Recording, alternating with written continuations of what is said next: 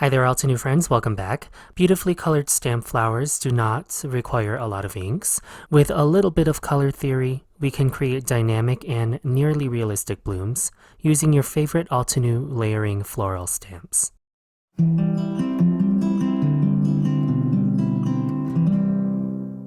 Before I start making any cards and jumping into this tutorial, I figured I'd go over a little bit of color theory, as this will help illustrate the sort of color palettes that I'm trying to create for both of these rose cards that I'll show you later. You can easily find these online if you just Google a color wheel on Google Images, but also in your Altenew Woodless coloring pencil set. The package inserts inside also has a trichromatic color wheel that you can easily reference if you prefer to have a paper version. I'll use the paper version in this tutorial since the colors easily match whatever colors you might have in your existing Altenew stash. So I'll keep this trifold close by as I work on my cards today.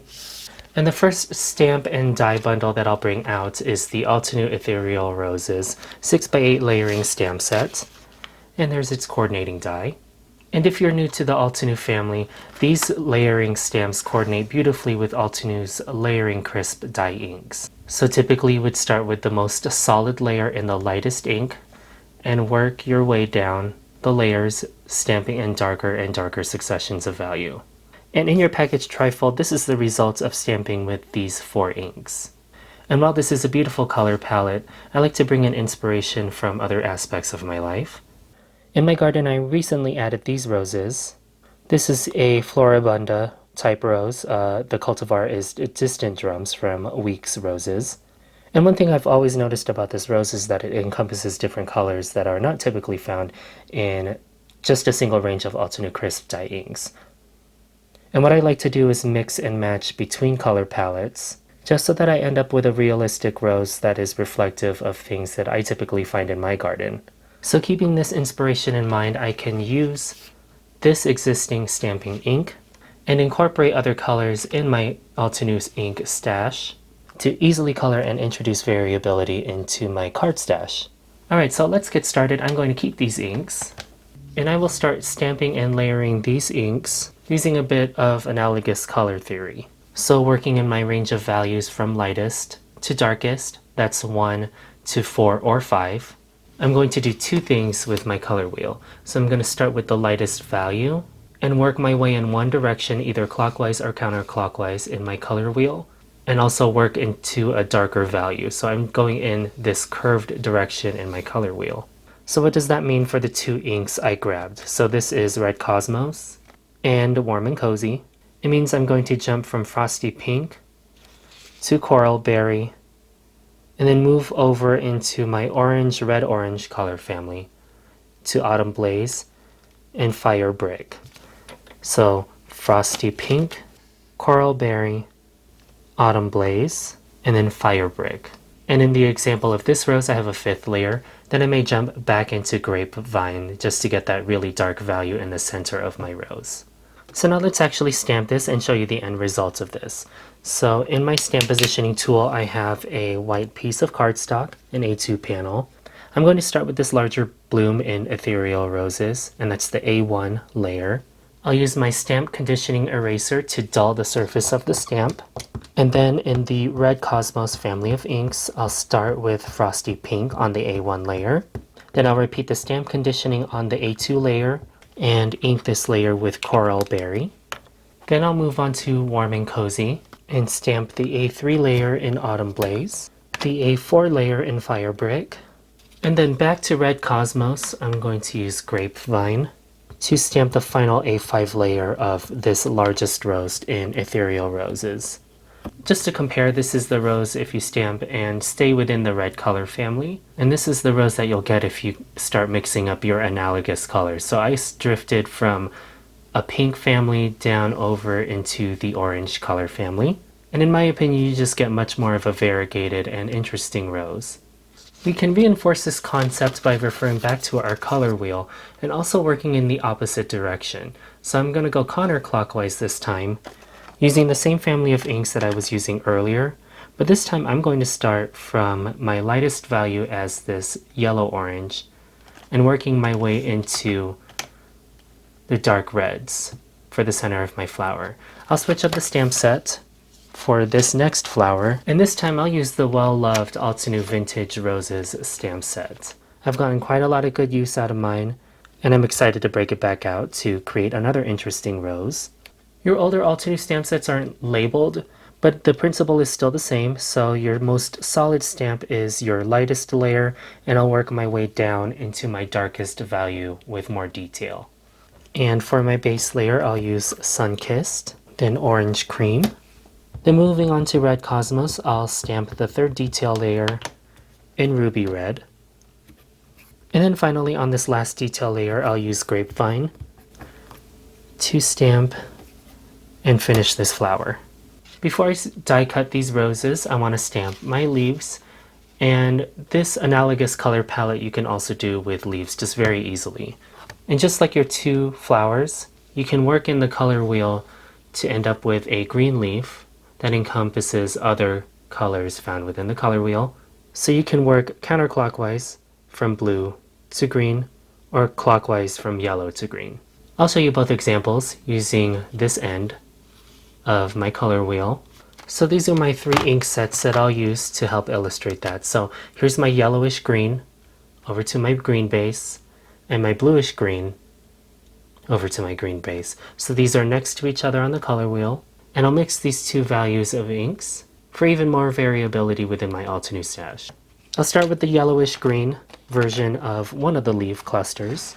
In Tropical Forest and the H1 layer of Ethereal Roses, I'll ink and stamp this base layer. Then I'll ink and stamp Moss in the H2 layer. Then in the Green Fields family, I'll move on to Evergreen, and that finishes the 3 layers of this leaf cluster. The E1 and G1 layers have 2 ink layers to them, and we can still create really interesting mixes just using the 2 ink families. So I'll start with Seashore family of inks, and I'll stamp just the E1 layer in Lagoon, and then the G1 layer in Emerald. And then back to Green Fields, I can use Evergreen to stamp both the E2 and G2 layers of both of these leaf clusters for more variability within my foliage. I stamped one of the sentiment strips in Ethereal Roses in permanent black crisp ink, and now I'm ready to use the coordinating dies to cut out my rose images and its supporting foliage. So this is the end result of my first example for analogous color mixing. So as a result of 5 different ink sets, I can create interesting and bold blooms just by mixing different values between 2 or 3 ink sets. That first card example is great if you have a collection of alternate crisp inks, but let's say you're just starting out and you're just looking for a very simple set just to get started. I really like this set. This is a 6 mini ink cube set called Summer Sherbet, and we can apply the same principles that we just talked about on the first card by using these 6 ink cubes. I'm going to bring back Ethereal Roses stamp set, so I'll work on the D1 through 6 set. And I like this because it coordinates with the 6 inks found in this set. So there's a flower bud component, and then there's also the sepal component. And we can use all of these images with this set of inks. I can organize these inks according to the color wheel so that all my analogous colors are next to each other, and I can decide which value and which ink to grab next based on its location and what inks are located next to them. So starting with my lightest ink, I'll use Citrus Burst to stamp the first D1 layer. Then I can move on to the color next to that, so that's Sun-Kissed. Then the D3 layer in Pink Pearl. And finally for this rosebud, I'll stamp the final layer in Cotton Candy. Then I can move on to the sepal images in Ethereal Roses, so I'll start with Limeade. Then finally on the D6 layer, I can finish up the sepal image with Bamboo. I'm going to put away the Ethereal Roses again for just a moment and use a different stamp set in my collection. This is the Crafter Life Project Kit Vintage Tapestry, and I like the no outline layers in this set as well. I think they coordinate beautifully with the Ethereal Roses. And one thing you'll notice about this top flower, this daisy type flower, is that it also has another 6 layers to them. So we can repeat everything we just did with these 6 inks and use them to stamp this daisy type flower. So I messed up on this flower, we're just going to ignore that. So what I'm going to do is there are 3 petal layers and then 3 layers for the center of the flower. So I will split my inks in this fashion so that this is the center of my flower and these are my petal layers. So I'll stamp the A1 layer in Sunkissed. That's A2 in Pink Pearl. Then to finish off the daisy type flower, I've stamped the A3 layer in Cotton Candy. And now we can move on to the center of the flowers. So I'm going to start with A4 and I'll stamp that layer with Citrus Burst. This is the A5 layer in Limeade. And then finally the A6 layer in Bamboo. So to finish the leaves, I've brought in the D1 and F1 layer of Vintage Tapestry. And this is the F1 layer from Ethereal Roses. And since I'm using my limited color palette, I'm going to stamp these all the same. So these 1 layers are going to start with Citrus Burst. These are all the 2 layers in Limeade. And then finally all the 3 layers, the 3rd layer, all stamped in Bamboo. I'll take one of the sentiments from Ethereal Roses and do a gradient stamp. So then I can use the coordinating dies to cut out my images. Again, I'm going to leave this one alone. Since I have the Crafter Life Project Kit Vintage Tapestry out, I decided to just quickly dry emboss one of the panels for my background using the 3D embossing folder. And after assembling all the die cut pieces on top of that embossed background, this is what I'm left with using the limited color palette up here, which also illustrates this analogous color idea. I love the end result of both flowers, as they showcase some really dynamic and interesting color palettes and really dynamic blooms. My series encourages you to shop your existing Altenew stash and rekindle their love with newer releases. Perfect Pairings with Jaycee airs on the Altenew channel every 2nd and 4th Sunday of the month. Please make sure you like and subscribe if you haven't already. Thank you so much for tuning in to this perfect pairing episode with me, and I'll see you in the next one. Hello crafters, Jen here. For more tips, techniques, tutorials, and to discover which paper crafting products are right for you, subscribe to Altenew's YouTube channel. Make sure to hit the notification bell so you don't miss any videos. Thanks for watching.